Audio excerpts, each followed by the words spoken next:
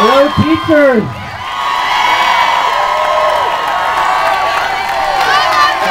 Thank you very much. Thank you very much, I appreciate that. Thank you, very kind. So, are these the union thugs I've heard so much about?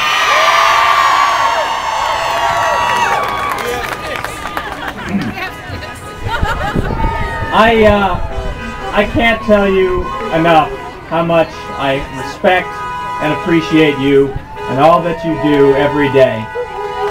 And I'm here to tell you that despite reports to the contrary, there are folks in this building who respect, appreciate, and listen to you. I'm one of them, and there are many more.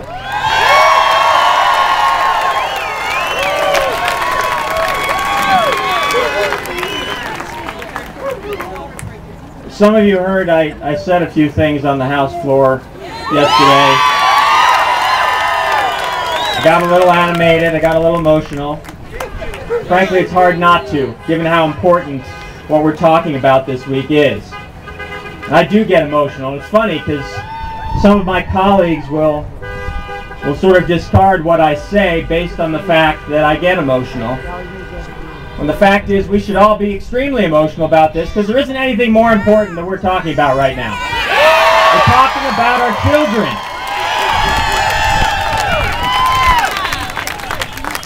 I have been profoundly moved, to tears actually, by the messages I've received in the past 24 hours from many of you thanking me. And all I can tell you is that I'm deeply humbled. But what I do, the importance of my work, pales in comparison to the importance of the work that you guys do every day in our schools.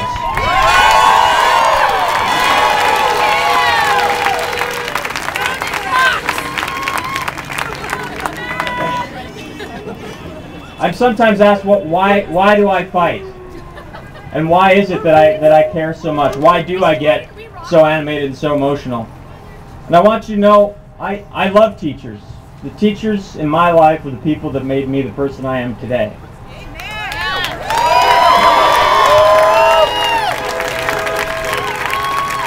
They were the adults that I looked up to most. They were the people that I wanted to become. And I haven't talked about this much in the legislature, but I was a teacher for a short time. I realized how hard a job it is. And frankly, I think in my early 20s, I wasn't up for the job. But having been in the classroom, I know the daily challenges that you face. I know how hard you work. I know the extra hours that you put in. I know that you care about every child that shows up in your classroom. No matter what challenges they may face, you love every one of them, and you make them better people.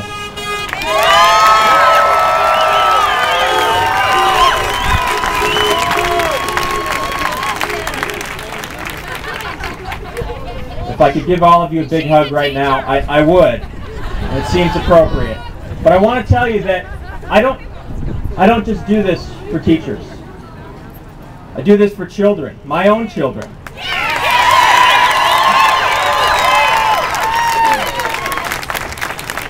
I have two daughters that attend Roosevelt Elementary. They're in the 2nd grade. I see Miss Dell here, who taught them kindergarten. Hello, Miss Dell. Great to have you. This is for the children, but it's also for our economy. I'm a businessman now. I have 2 businesses. And this is significant. This debate that is taking place this year is significant for our Idaho economy. Where are our children going to work? Where are the jobs going to come from? And are we simply going to resign ourselves to teaching kids with computers? No! I don't think so.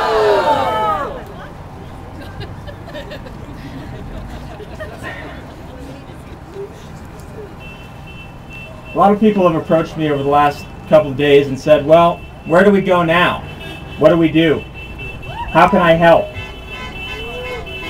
And I know, based on the messages and the emails that I've received, that folks are discouraged. I get that. Let me just tell you, being a Democrat in the Idaho legislature, I know a little something about being discouraged.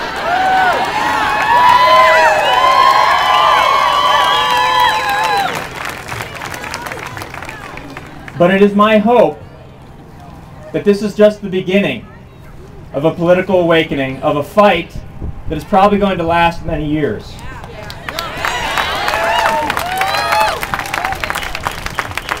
But it is the most important fight. Keep fighting. Exactly. We need to keep fighting. We cannot give up. Yes, 2 very bad bills passed this week in the House. But Otter can veto them. There is still that chance that the governor could veto. I wouldn't hold my breath, but send him that message. He needs to continue to hear from you. Let's face it, this plan was falsely marketed as an education reform plan. When we know that this plan is nothing more than a fiscal crisis plan and a retribution for teachers plan.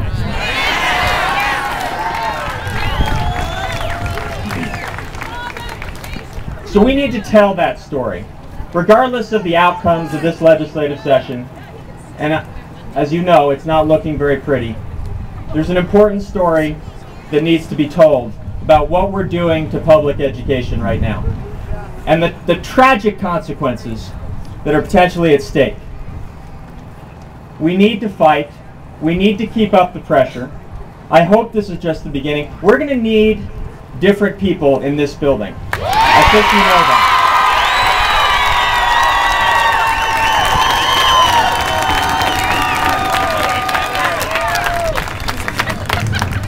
that. If you've learned nothing else, we've all learned nothing else over the past 3 months, elections matter. Which means that maybe some of you are going to need to run. Yeah.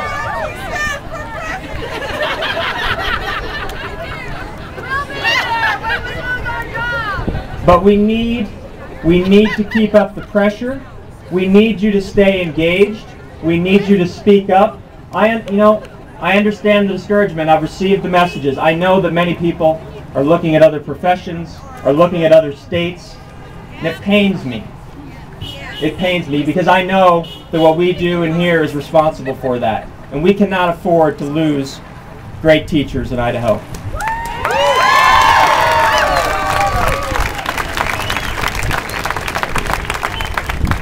And so I'd like to make a deal. You stand by us, and we'll stand by you, and we'll get through this.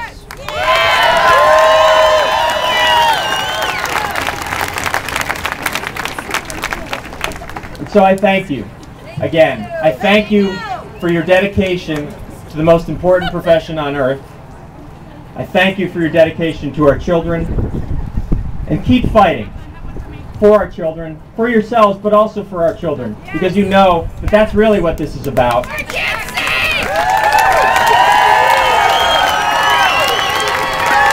Mr. Luna cynically says this is just about the adults. We know that's not true. It's about the children. I want you to know that there are people in this legislature who are going to continue to stand by you, to stand with you, to listen to you, to include you in this process so that we have the best education system that our children deserve. Thank you very much.